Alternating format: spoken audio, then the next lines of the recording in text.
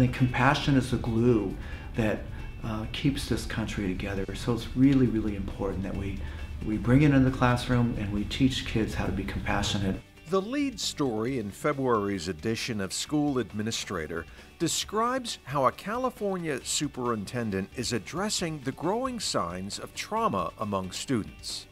Michael Matsuda is the superintendent of the Anaheim Union High School District.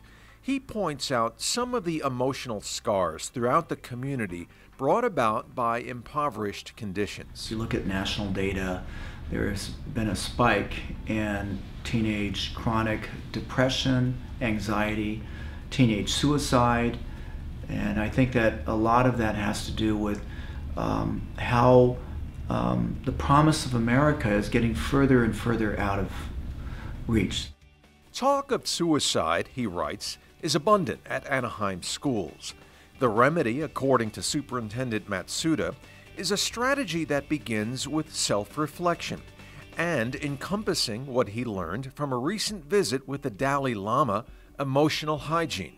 Mindfulness really begins with ourselves, right, with the adults in the room. And we're not going to be able to teach mindfulness to kids until we truly practice it and understand the science and research behind it and why it works.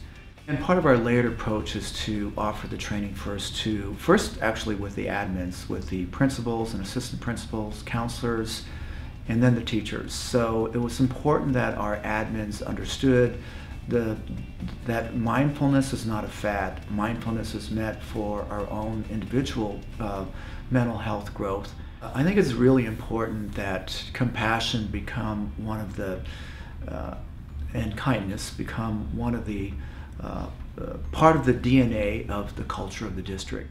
Trauma struck the Matsuda family 2 generations ago when the superintendent's mother, as a 14-year-old freshman at Anaheim High School, was interned along with thousands of other Japanese Americans during World War II. Matsuda's mother was sent to a concentration camp near the California-Nevada border.